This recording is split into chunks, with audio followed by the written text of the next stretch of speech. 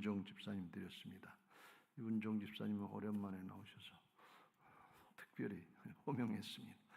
기도하겠습니다. 사랑의 하나님, 감사합니다. 오늘도 저희들을 금요 심야 기도회로 불러주시고 기도하며 찬양하며 하나님께 영광 돌릴 수 있도록 은혜를 주시니 감사합니다. 하평지옥으로 주님을 찬양하게 하시고 경배하게 하시니 감사합니다. 어디를 가든지 화평케 하는 여종들 되게 하여 주셔서 하나님의 자녀의 역사를 감당할 수 있도록 은혜를 베풀어 주옵소서.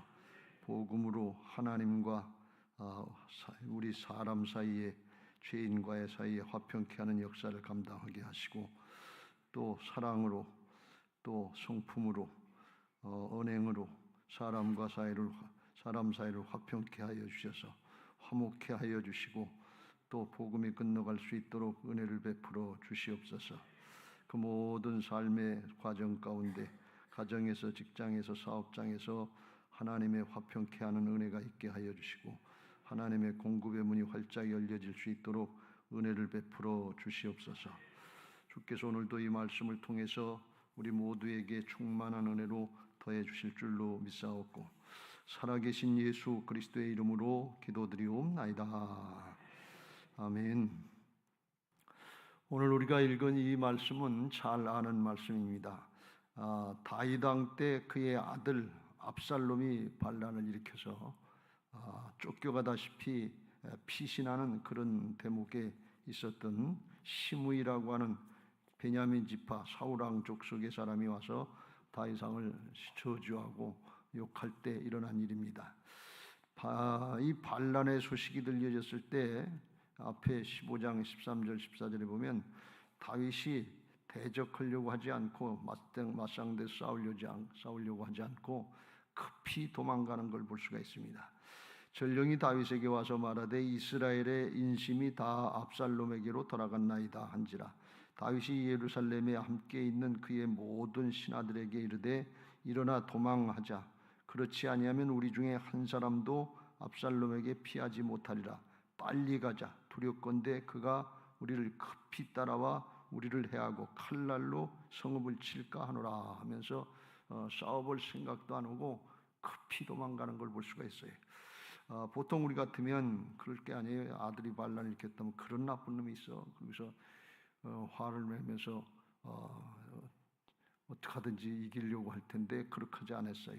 그렇게 하지 않은 것은 다윗 왕이 능력이나 재주가 없어서가 아니라 하나님의 뜻이 어디 있는가 하는 것을 깨달았기 때문에 그렇습니다. 다윗은 백전노장이에요. 그의 휘하의 장수들 요압이나 여기 나오는 아비새나 이런 사람들은 아주 훌륭한 장수이기 때문에 압살롬 대적하는 거 어렵지 않은 일인데, 그런데 그냥 급히 피했단 말이죠. 언뜻 생각하면 부자 간에 싸우는 일을 민망하게 생각해서 인간적으로 정으로 그렇게 했다 이렇게 생각할 수도 있는데, 그것보다 더 큰 이유는 뭔가 하면 하나님이 이 압살롬을 통해서 자기의 잘못을 드러내고 징계하고 있다고 하는 사실을 깨달았기 때문에 그렇습니다. 우리아의 아내 밧세바를 범하고 우리아를 전쟁터에서 내보내서 죽인 그런 죄를 하나님이 징벌하고 있다, 징계하고 있다는 것을 깨달았기 때문에 압살롬을 쳐서 물리친다고 이게 이기는 게임이 아니다. 그러니 하나님이 역사하시는 거니까 어떻게 하나님하고 대적할 수 있겠느냐 말이에요. 어떻게 하나님하고 맞대응해서 싸울 수 있겠느냐, 이렇게 생각해서 피하기 시작한 거예요. 우리는 싸우면서 살아가면서 상대방이 누구인가 하는 걸 잘 알고 어디에다 초점을 맞춰야 되는지 이걸 잘 분별하고 영적인 싸움을 싸워 나가야 될 줄로 믿습니다. 우리의 씨름은 혈과 육에 대한 씨름이 아니로 공중권세를 잡은 악한 영의 세력과의 싸움이라고 그랬기 때문에 가급적이면 사람과 사람의 싸움은 하지 말고 죄악의 세력의 싸움을 싸우고 하나님을 의지해서 대적자를 물리치는 그런 복된 신앙들 하시길 주의 이름으로 축원합니다.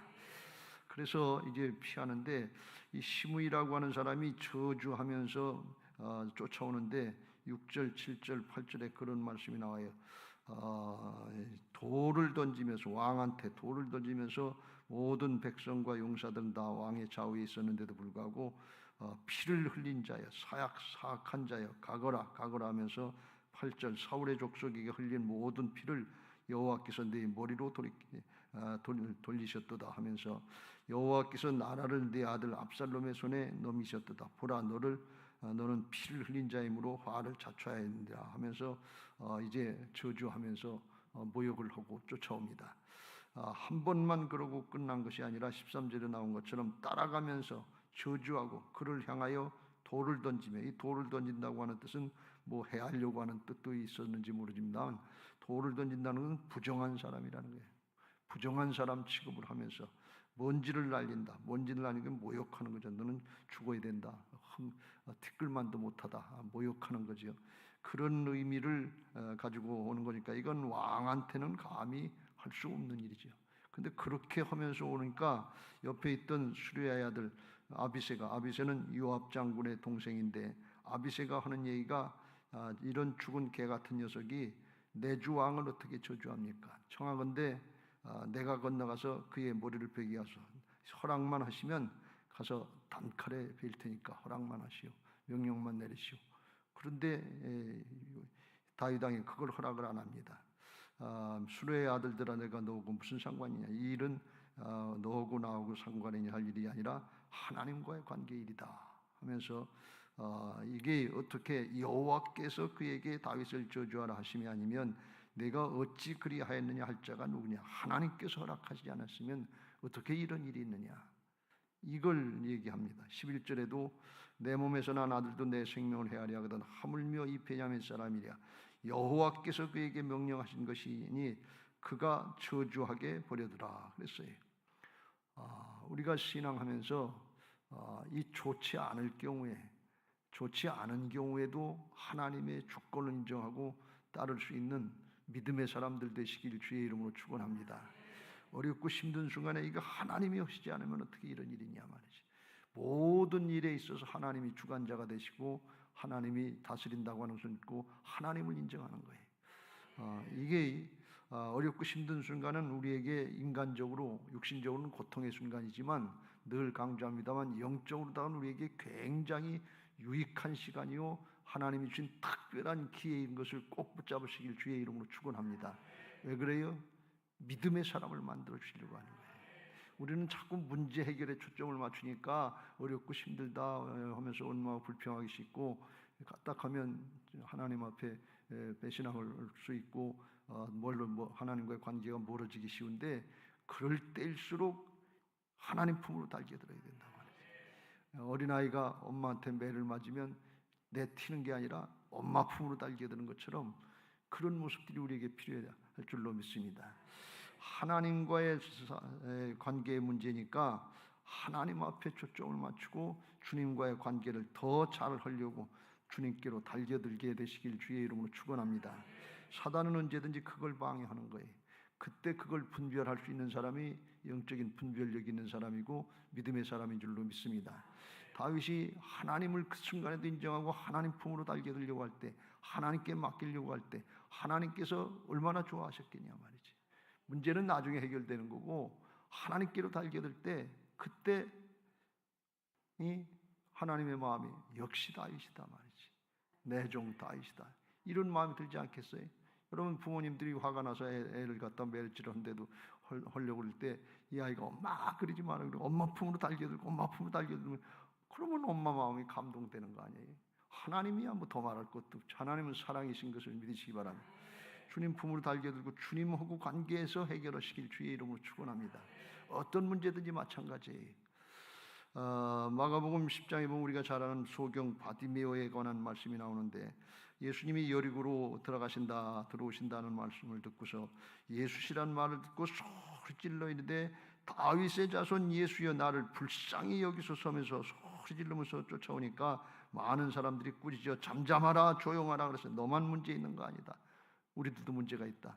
그러면서 조용하라고 그러니까 가만히 있지 않고 더욱 소리 질러서 다윗의 자손 예수여 나를 불쌍히 여기소서 하면서 더 크게 소리 지르면서 주님께로 또 달겨드는 거예요. 잠잠하라 조용하라 그럴 때 화내고 거기서 맞상대에서 싸우면 예수님을 놓쳐버리는 거예요. 예수님 지나가시는 길이니까. 그러니까 상대방이 뭐라고 그러든지 다른 사람이 뭐라고 그러든지 우리는 주께로 달려들어야 될 줄로 믿습니다. 상황이 어떻든 간에 주께로 달려들어야 될 줄로 믿습니다. 그랬더니 그때 예수님께서 가시던 길을 머무르고 저를 부르라.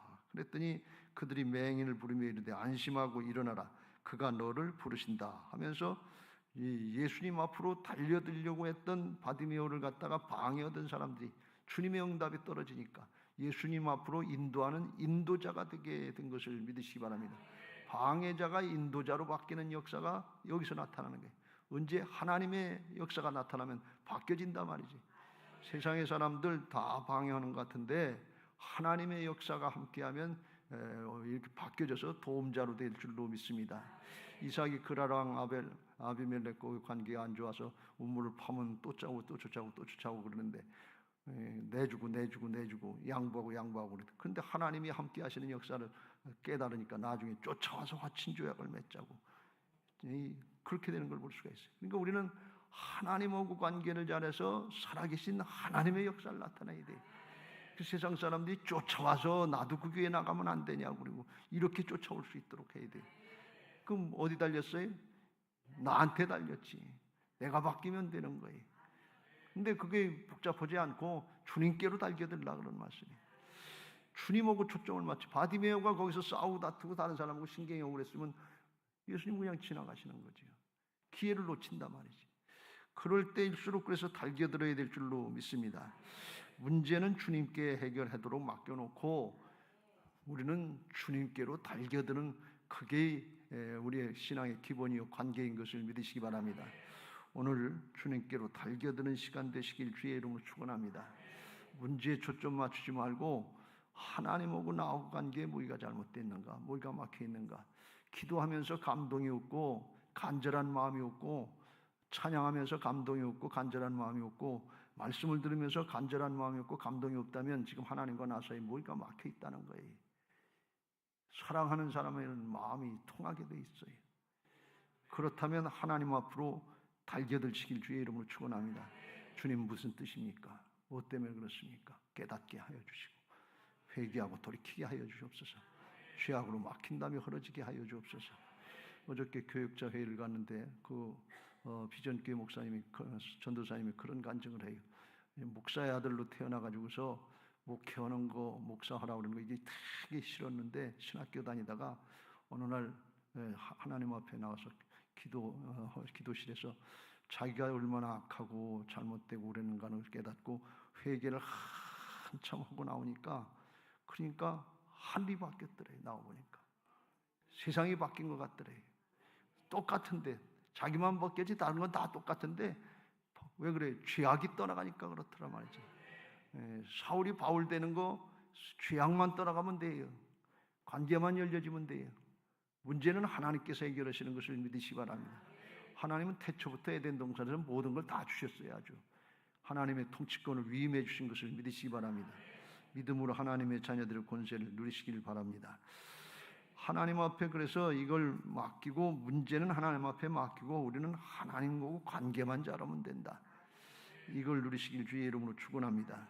로마서 12장에 보면 17절 위에 아무에게도 악을 악으로 갚지 말고 모든 사람 앞에서 선한 일을 도모하라. 할 수 있거든 너희로서는 모든 사람과 더불어 화목하라. 내 사랑하는 자들아 너희가 친히 원수를 갚지 말고 하나님의 진노하심에 맡기라. 기록되었을 때 원수 갚는 것이 내게 있으니 내가 갚으리라고 주께서 말씀하시니라. 내 원수가 줄이거든 먹이고 목마르거든 마시게 하라. 그리함으로 내가 숯불을 얼굴을 뜨겁게 해서 부끄럽게 하리라. 악에게 지지 말고 선으로 악을 이기라. 그래서 끝까지 참고 인내하면서 선을 행하시길 주의 이름으로 축원합니다. 이거 쉽지 않지만 어렵고 힘들 때 그때 참고 인내하면서 말씀을 붙잡는 거예요. 하나님 기억하는 거예요. 그리고 기다려보면 하나님께서 해결하시는 걸 볼 수가 있어요. 그런데 그거 하실 때 보면 나도 바꿔놓으세요. 내 심령이. 그러면서 믿음이 조금씩 자라나게 될 줄로 믿습니다. 베드로전서 2장 19절 이후에 부당하게 고난을 받아도 하나님을 생각함으로 슬픔을 참으면 이는 아름다우나 죄가 있어 매를 맞고 참으면 무슨 칭찬이 있으리요. 그러나 선을 행함으로 고난을 받고 참으면 이는 하나님 앞에 아름다우니라. 이를 위하여 너희가 부르심을 받았으니 그리스도도 너희를 위하여 고난을 받으사 너희에게 본을 끼쳐 그 자취를 따라오게 하려 하셨느니라. 우리가 예수님 바라보고 간다는 것은 주님이 고난당하고 모욕당하고 멸시천대당하면서 끝까지 참고 도살장으로 끌려가는 어린 양처럼 입 다물고 참고 가시니까, 그러니까 하나님께서 그 역사를 다 행하게 하여 주시고 하나님 앞에 승리하게 하신 줄로 믿습니다.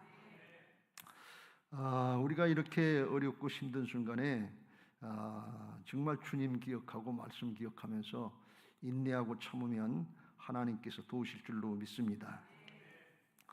제가 지금까지 신앙하면서 잘한 건 없는 것 같은데 제 성품 중에서 그런 경우가 몇 번 있어요. 고등학교 졸업할 때 집안이 좀 어려워져서 아버지가 운수 사업 하신다고, 알지도 못하시는 거 하신다고 돈 받전지 다 팔아서 거기에 돈 버는 줄 알고 그거 친척에게 맡겼다가 인사사고가 나가서 쫄딱 망했어요, 하루아침에. 그래가지고서 고등학교 들어갈 때 나는 이제 대학 들어가기가 힘드니까 취직부터 해야 되겠다. 그리고 상과에 들어가서 인천고등학교, 옛날에 인천상업고등학교가 전신인데 취직 공부를 하고, 그래서 공부를 이제 그 나름대로 했는데 경기은행이라고 하는 곳이 그때 있었어요. 거기서 당연히 이제 그 실습을 애들하고 같이 친구들하고 많이 나갔는데 성적이 괜찮았기 때문에 당연히 될 줄 알았는데, 면접에서 그만 은행장이 질문하는 네 집이 어디야? 근데 집이 멀고 어떻게 그 코스를 설명하기 어렵더라고요. 그래서 머뭇머뭇 그랬더니 거기서 걸렸어요. 그래서 낙동강 오리알로 떨어졌어요. 그래서 뭐 집안이 지금 어렵고 힘든데 이게 떨어지면 되나 그러고 낙심을 했어요. 근데 이러면 안 되지. 그리고서 그거는 3, 4개월 더 노력을 해서 그래서 그 다음엔 농협중앙에 시험을 봐가지고서 그때는 극복이 됐어요. 수개월 만에. 그리고서 이제 직장 생활하다 군대 갔다 오고 그래서 직장 생활 한 10년 가까이 하고 대학 공부를 좀 하겠다. 그리고서 대학 공부를 하다가 첫 번에 봤는데 그때 또 떨어졌어요. 그때 고향 교회에서 이제 학생들을 지도하고 학생부장으로 일하고 있었는데 여기서 떨어져 가지고서 부끄럽고 창피하고 사람들이 그렇게 얘기를 안 하는데 얘기하는 것 같아요. 집안도 어려운데 그런데 집안을 돌봤지 뭐 좋은 직장 다니다고 그만두고서 대학 간다고 법석을 떨더니 떨어졌어. 그렇게 수군거리는 것 같은 소리가 제 귀에 들리는 것 같아요. 그래서 이게 좀 창피하고 부끄럽더라고요. 근데 여기서 그냥 저기 하면 안 되겠다. 여기서 지문 치는 거다. 그리고선 아이들 가르치는 걸 그걸 꾸준히 했어요. 토요일 날 2시부터 주일날 성가대 끝날 때까지 한 저녁, 그때는 저녁 예배를 드렸으니까 저녁 예배 드리고 성가대 연습하면 10시나 11시까지, 그때까지는 공부를 못 하는 거예요. 오래간만에 한 10년 만에 공부하는 건데 그때 빼니까 이게 안 되는. 그때 그래서 생각하길 그랬어요. 내가 연륜에서 그때 학력고사가 한 20점 밑으로 내려오더라도 그거 내가 신앙 지키는 마음으로다가 감수하고 하겠다. 그렇게 생각하고 했어요. 근데 나중에 결과로 보면 손해보게 하지 않으셨지만 그냥 참고 기다려보자. 그러니까 하나님이 그냥 헐만큼은 하게 하시더라고요. 참고 인내하고 있으면 하나님이 일하신다고 하는 것을 그냥 삶 가운데 조금씩 배웠어요. 근데 지금 이제 또 하나 느끼는 것은 성전 건축하는 과정과 성전 건축 후에 조금 어렵고 힘든 과정이 좀 전전하는 건 아니지만 있는데, 이때도 제가 생각하는 건 참고 기다리고 믿음 지키려고 있으면 하나님이 하실 거다. 조그만 것은 몇 개월 만에 극복된 게 있고 또 1년 만에 극복된 게 있고 이건 수년 걸릴 일인데 그런데 주님이 하실 거다. 이런 믿음이 와요. 참고 인내하면서 어렵고 힘든 순간에 하나님이 믿음을 키워주실 줄로 믿습니다. 우리 존재를 바꿔주실 줄로 믿습니다. 어려움 없고 그런 일 없으면 좋을 것 같은데 별일 없습니다. 그런 것 같은데 근데 그건 단번에 넘어지기 쉬워요. 하나님이 저를 사용하셨다 그러면 아마 이런 과정을 거쳐서 지금 생각해보면 이 연단의 과정을 나름대로 삶 가운데 주시고 그래서 이게 여기까지 오게 하셨지 않았나 그런 생각을 해요. 그래서 지금도 빚 갚는 건 하나님이 갚아주실 거고 주님께 초점을 맞추자. 하나님께 초점 맞추자. 믿음의 사람으로 하나님 앞에 서자. 초심을 잃지 말자. 그리고 기도하는 중인데 하나님께서 함께 하실 줄로 믿습니다. 저와 같은 마음으로 함께 신앙하시면서 하나님 앞에 믿음도 자라고 문제도 해결되는 하나님이 기뻐하시는 다윗과 같은 믿음의 사람들 되시기를 주님의 이름으로 축원합니다. 고난과 연단의 과정은 하나님이 특별히 주시는 은혜의 과정이에요. 다윗이 하나님이 징계하려고 주시는 과정이었는데 다윗은 그걸 뭔가 하면 하나님의 사랑의 과정으로 받았어요. 그러니까 하나님이 얼마나 기뻐하셨겠냐 말이지. 하나님을 원망하고 불평하고 그렇게까지 하셔야 됩니까? 그러지 않고 그것도 자식한테 반란이고 자식들이 살인하고 간음하고 그런 일이 나타나고 그렇게까지 하나님 하셔야 됩니까?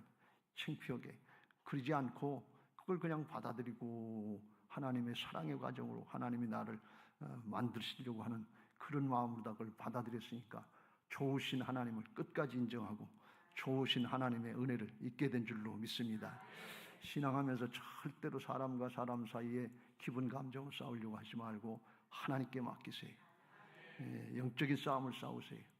그러면 사단의 방해가 쫓겨나고 합력해서 선이 이루어지게 하실 줄로 믿습니다. 하나님을 사랑하는 자, 그 뜻대로 부르심을 입은 자들에게는 모든 것이 합력해서 선이 이루어지게 하실 줄로 믿습니다.